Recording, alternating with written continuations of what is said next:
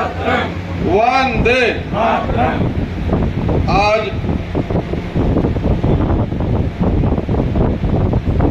यहाँ पर सूफी संवाद कार्यक्रम में हमारे साथ आए हुए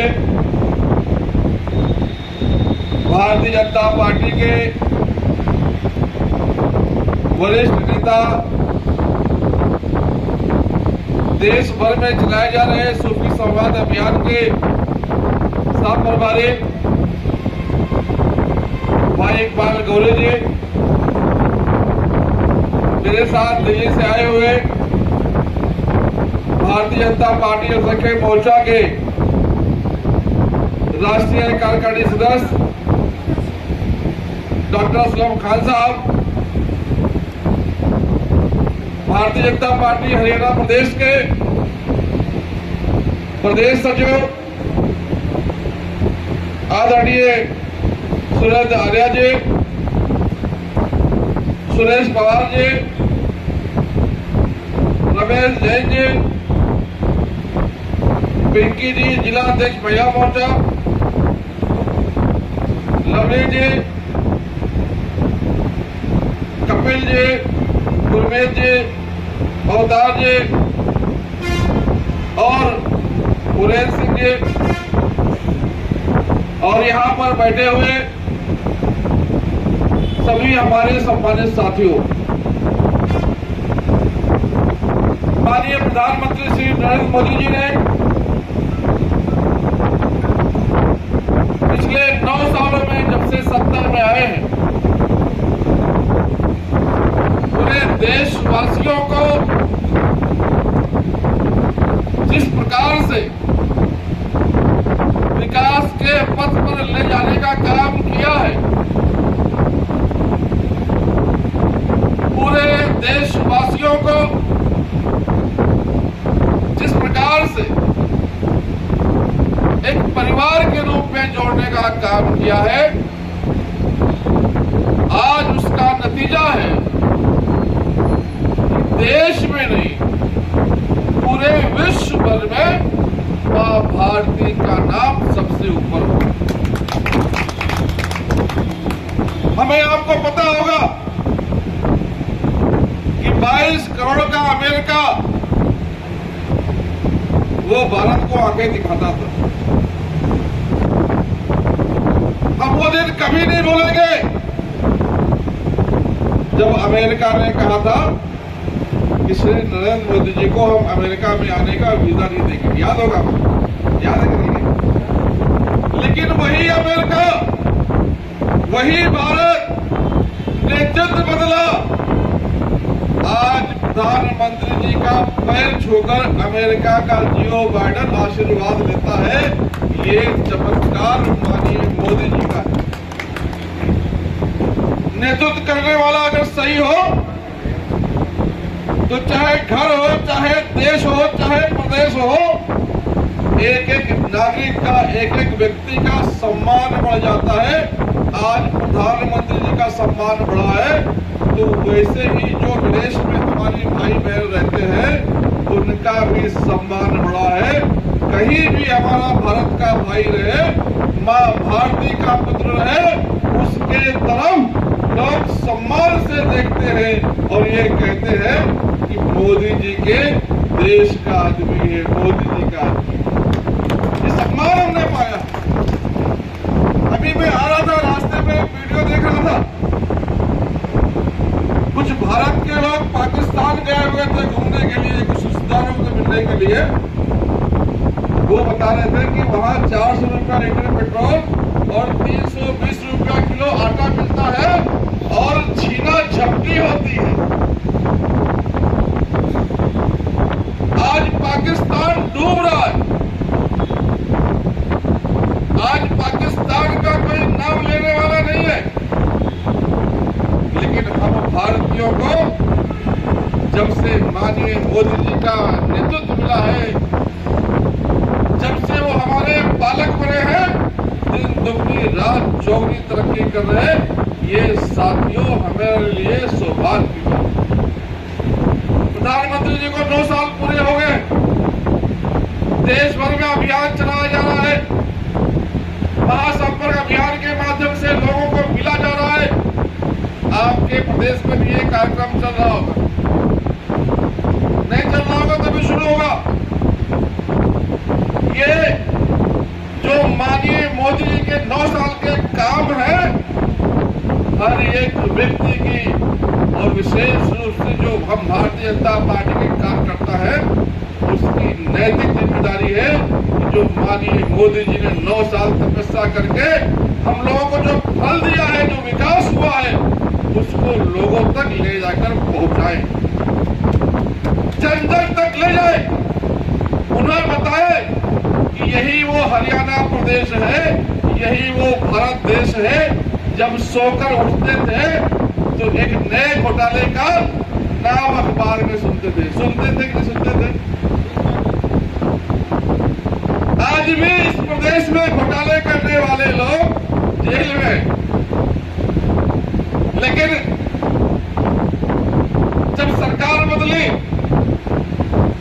माननीय प्रधानमंत्री श्री नरेंद्र मोदी जी के हाथ में सत्ता आई, माननीय मनोहर लाल जी के हाथ में सत्ता आई, कोई माई का लाल नहीं बोल सकता है कि 1 रुपए का घोटाला नहीं हुआ है। कोई बोल सकता है क्या? सरकार तो छोड़िए, माननीय प्रधानमंत्री मोदी जी को छोड़िए, मनोहर लाल जी को छोड़िए, भारतीय जनता पार्टी का एक कार्यकर्ता कहीं भ्रष्टाचार में लिप्त नहीं पाया गया, क्योंकि ये भारतीय जनता पार्टी के संस्कार हैं। हम अपनी रोटी खुद कमाते हैं और मां भारती की सेवा के लिए समय निकाल कर काम करते हैं। ये हमारे संस्कार हैं, ये हमारे संस्कार लोगों को पता चलना चाहिए। हमें महासंपर्क अभियान में लोगों के सामने जाकर बैठना चाहिए, बात करना चाहिए। आज कोई भी पार्टी का आदमी हो, कोई भी पार्टी का कार्यकर्ता हो, चाहे कांग्रेस हो चाहे बाकी और दल हो, वो एक परिवार के लिए काम करते हैं, वो एक परिवार को बड़ा कर रहे हैं। लेकिन हमें गर्व है कि हम भारतीय जनता पार्टी के कार्यकर्ता मां भारती की सेवा के लिए काम कर रहे हैं। यहां पर कोई मालिक नहीं है। भारतीय जनता पार्टी में कोई परमानेंट नहीं है। भारतीय जनता पार्टी में कोई ये नहीं कर सकता कि मैं इस पार्टी का मालिक हुआ, मुखिया जरूर हो सकता है, मालिक कोई नहीं है। आप सबको पता होगा, माननीय मनोहर लाल जी जब मुख्यमंत्री बनने से पहले राष्ट्रीय कार्यालय में एक साधारण व्यक्ति की तरह सेवा करते थे। अभी गुड़गांव में अल्पसंख्यक मोर्चे का राष्ट्रीय प्रशिक्षण शिविर था, माननीय मनोहर लाल जी उसमें आए थे। वो मुझे कह रहे थे तुम राष्ट्रीय अध्यक्ष अल्पसंख्यक मोर्चे का, आज भी तुम्हारे कमरे में मेरे कुछ सामग्री पड़े हुए हैं, जब मैं वहां बैठता था उसको संभाल के रखना, लाकर देना मुझे। वहां बैठते थे कैसे कर ले, वहां देश भर की सेवा करते थे। ऐसा साधारण व्यक्ति, और जो कोई उनसे आके मिलता होगा उसने सपने में नहीं सोचा होगा कि ये मनोहर लाल जी आने वाले दिनों में हरियाणा के मुख्यमंत्री बनने वाले।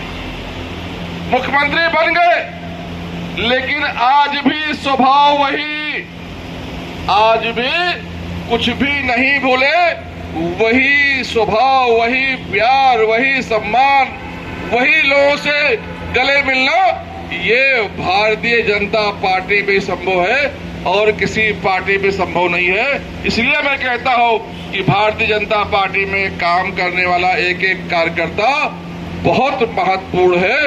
वो देश के लिए काम कर रहा है, क्योंकि हमारी ये अकेली ऐसी सोच है, भारतीय जनता पार्टी की सोच है कि पहले देश, फिर पार्टी, फिर हम बाकी लोग, पहले हम, फिर हमारे घर वाले, फिर हमारी घरवाली, फिर हमारा बेटा, फिर हमारा साला, फिर साले का बेटा, यानी पूरा खानदान। भारतीय जनता पार्टी प्रधानमंत्री श्री नरेंद्र मोदी जी के नेतृत्व में दुनिया की सबसे बड़ी पार्टी बन के उभरी है। और ऐसी पार्टी जिसमें हर कोई साथ में आकर काम करना चाहता है। लोग कहते थे कि भारतीय जनता पार्टी तो शहरों में काम करने वालों की पार्टी है। लोगों ने देख लिया कि भारतीय जनता पार्टी में सबसे ज्यादा जो लोग चुनकर आए हैं वो स्थानीय निकाय से चुनकर आए। गांव-गांव में भारतीय जनता पार्टी का कार्यकर्ता है। लोग कहते थे कि भारतीय जनता पार्टी तो बहुसंख्यक समाज की पार्टी है, अल्पसंख्यक समाज में लोग आते नहीं है। लेकिन अभी आपने देखा होगा उत्तर प्रदेश में चुनाव हुआ, जो स्थानीय निकाय के चुनाव हुए 2022 में तो विधानसभा का चुनाव हुआ था, उसमें 18% वोट मिले थे। लेकिन अभी जो स्थानीय निकाय के चुनाव हुए उसमें 922 उम्मीदवारों को टिकट देने का काम किया था। उसमें 300 से ऊपर लोग चुनकर आए। समाजवादी, बहुजन समाजवादी से ज्यादा भारतीय जनता पार्टी ने अल्पसंख्यक भाई बहनों को टिकट देने का काम किया और लोग जीत कर आए। अभी भारतीय जनता पार्टी में सबसे ज्यादा जुड़ने वालों की संख्या अल्पसंख्यक भाइयों की है, क्योंकि प्रधानमंत्री श्री नरेंद्र मोदी जी के नेतृत्व में जो भी हमारे प्रदेश में काम कर रहे, चाहे यहाँ पर मनोहर लाल की बात कर ले, चाहे उत्तर प्रदेश में योगी बाबा की बात कर ले, चाहे मध्य प्रदेश में शिवराज की बात कर ले, सारे प्रदेशों में सबसे ज्यादा लाभ अगर पाने को ये काम किया है तो अल्पसंख्यक समाज का काम किया है। क्योंकि कांग्रेसियों के कार्यकाल में सबसे ज्यादा गरीबी अगर कहीं फैली है, बढ़ी हुई है, तो अल्पसंख्यक समाज में हुई है और उन्हीं को लाभ मिला है। क्योंकि भारतीय जनता पार्टी की सरकार जो है वो गरीब कल्याण को समर्पित है, जो समाज में सबसे ज्यादा गरीब है, जो वंचित है, जो शोषित है, जो पीड़ित है, इसके लिए भारतीय जनता पार्टी काम कर रही है। लाभ भी उनको सबसे ज्यादा हुआ है। और आज भारतीय जनता पार्टी में वो सब कुछ छोड़कर जुड़ने के लिए साथियों हमारे कार्यालय में रोज 100 लोग आते हैं। हर प्रदेश में बड़ी संख्या में लोग भारतीय जनता पार्टी से जुड़ रहे हैं। यहाँ पर हमारे सिख भाई बहुत मौजूद हैं। मैं बताना चाहूंगा कि सबसे ज्यादा अगर काम सिख भाइयों के लिए किसी ने किया है तो माननीय श्री नरेंद्र मोदी जी ने किया है, क्योंकि उनको हमारा दर्द पता था। आप याद करें जो कॉरिडोर बना है यहाँ पर, करतारपुर कॉरिडोर, इसके पहले सिख मुख्यमंत्री थे लेकिन उनको याद नहीं आया, और याद आया भी होगा तो सोनिया मैडम ने कहा होगा कोई जरूरत नहीं बनाने की। याद आया भी होगा तो उन्होंने जो उनके आका थे उनके दबाव में नहीं बनाया, लेकिन प्रधानमंत्री श्री नरेंद्र मोदी ने कॉरिडोर बनाकर इतना आसान कर दिया। पहले जब लोगों को दर्शन के लिए जाना पड़ता था तो कितनी तकलीफ होती थी। पाकिस्तान में वीजा नहीं देता था क्या, कितनी कठिनाई आती थी। उसी प्रकार से आप देखेंगे तो जो गोल्डन टेम्पल है वहां पे दान देने के लिए जो हमारे भाई विदेश में रहते हैं उनको अनुमति नहीं थी, एफसीआईए नहीं था, लेकिन प्रधानमंत्री जी ने अपने कार्यकाल में वो अनुमति दे। अब कोई भी भाई दुनिया के किसी भी कोने में हो वहां से वो गोल्डन टेम्पल में सेवा के लिए अपना पैसा लगा सकता है, भेज सकता है। सरकार ने उसको अनुमति दी है। और यही नहीं, जो वहां पर लंगर चलता है उसमें जीएसटी नहीं लगेगा, इसका फैसला भी प्रधानमंत्री श्री नरेंद्र मोदी ने किया। ये तो छोटी बातें हैं, ये नहीं भी होती तो चल जाती, क्योंकि हम भारतीयों में जो सबसे बड़ी बात होती है वो हमारा धर्म होता है, वो हमारे इमोशंस होते हैं। माननीय प्रधानमंत्री जी ने जो शहीद वीर बालक थे उनके नाम पर एक दिन रखा। आज पूरी दुनिया शहीद बालक वीर को याद करती है, और सिर्फ याद नहीं करती है वो उनके साथ क्रूरता करने वाले औरंगजेब पर भी छूटती भी है। नहीं तो जो इतिहास था, ये इतिहास अपने पन्नों में गुम हो गया था। माननीय प्रधानमंत्री जी के आने के बाद उन्होंने इस इतिहास को भी लोगों के सामने रखा। किस तरह आक्रांताओं ने हमारे भाई बहनों पर अत्याचार किया था, आज हम उसको भूलना नहीं चाहिए। इसलिए उस शहादत को प्रधानमंत्री जी ने याद किया और वीर बालक दिवस को बनाने के लिए बजट में स्थान दिया। माननीय प्रधानमंत्री जी ने सरकार में आने के बाद सबके लिए काम, चाहे वो हिंदू हो, चाहे मुसलमान हो, चाहे सिख हो, चाहे ईसाई हो, चाहे नौजवान हो, चाहे किसान हो, ऐसा कोई भारतीय नहीं होगा जिसके लिए प्रधानमंत्री जी ने काम नहीं किया होगा। आज हमारी बहनें यहाँ पर बैठी है, महिला मोर्चा की अध्यक्षा है। महिलाओं के लिए रिजर्वेशन की मांग बहुत पहले से चल रही थी, कोई रिजर्वेशन दिया नहीं, लेकिन प्रधानमंत्री जी ने कहा कि पहले हम अपने पार्टी से शुरू करेंगे। आज सबसे ज्यादा चाहे एमपी हो, चाहे एमएलए हो, चाहे स्थानीय निकाय में उम्मीदवार हो और चाहे संगठन में हो, सबसे ज्यादा महिला बहनें हमारी काम करती हैं तो भारतीय जनता में पार्टी में काम करती हैं। और ऐसी ऐसी महिलाएं नहीं कि जहां पति को मौका नहीं मिला तो उसने अपने पत्नी को आगे कर दिया। कार्यकर्ताओं को मौका देने का काम प्रधानमंत्री जी ने किया है, जिससे वो अपने पद को न्याय दे सके। यहाँ पर किसी के पत्नी को आगे नहीं बढ़ाया जाता है।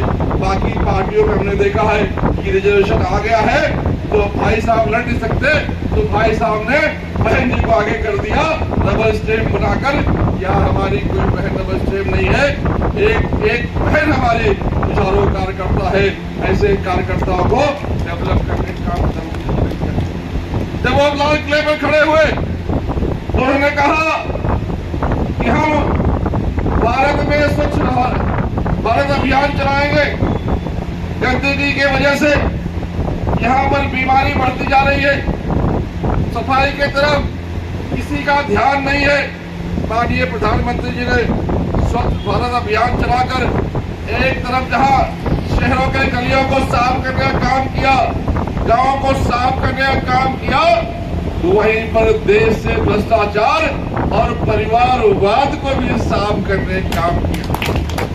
आप याद करो 10 साल पहले अगर कोई कार्यकर्ता बहुत कर्मठ है, मेहनती है, लोग उसको पसंद करते हैं, लोगों के बीच में वो दिन रात काम करता है, तब भी वो सोच नहीं सकता था कि मैं विधायक बन सकता हूँ।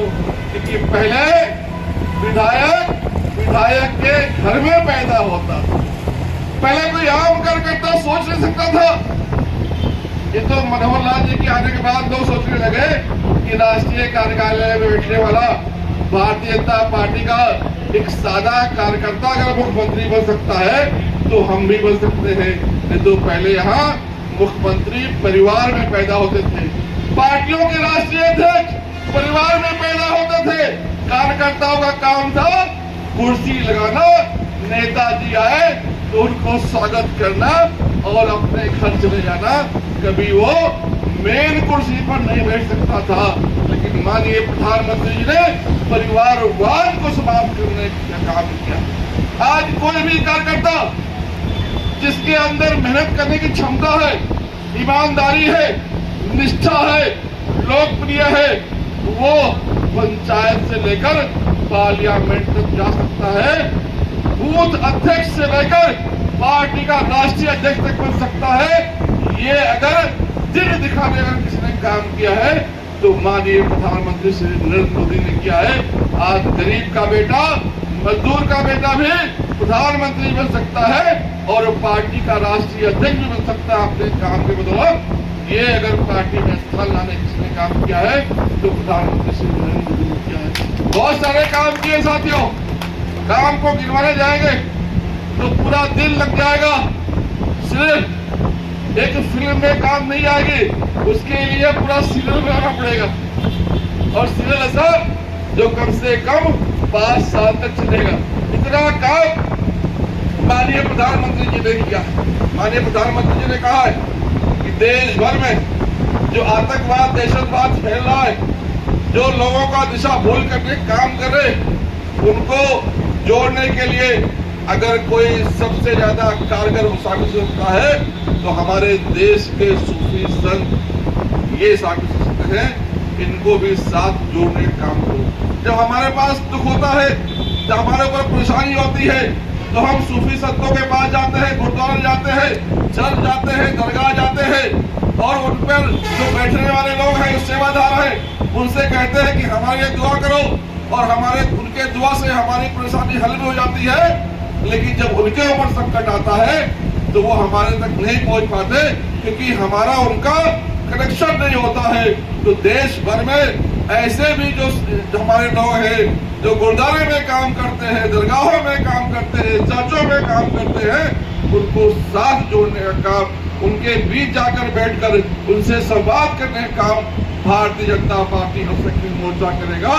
ये पार्टी प्रधानमंत्री जी ने उनके आदेश पर हम लोगों ने प्रदेश भर में जिला वाइज टीम बनाकर जितने भी हमारे ऐसे संत हैं, सूफी हैं, ऐसे जितने भी दरगाह हैं, गुरुद्वारे हैं, चर्च हैं, उनमें जाकर उनके साथ बातचीत करके उनके सुख दुख को जानने का काम कर रहे, उसको लिखने का काम कर रहे और वो दुख सुख उनका माननीय मनोहर लाल जी तक, माननीय प्रधानमंत्री तक पहुंचाकर उसका समाधान करने का भी काम हम भारतीय जनता पार्टी और सक्रिय मोर्चा कार्यकर्ता करेंगे।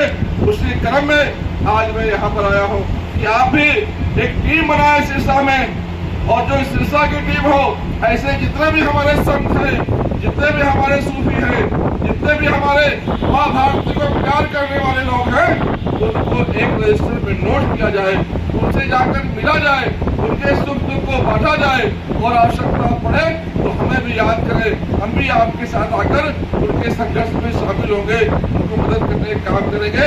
इसी के लिए साथियों को यहाँ पर आए हैं। मैं आप सबका बहुत बहुत शुक्रिया अदा करता हूँ।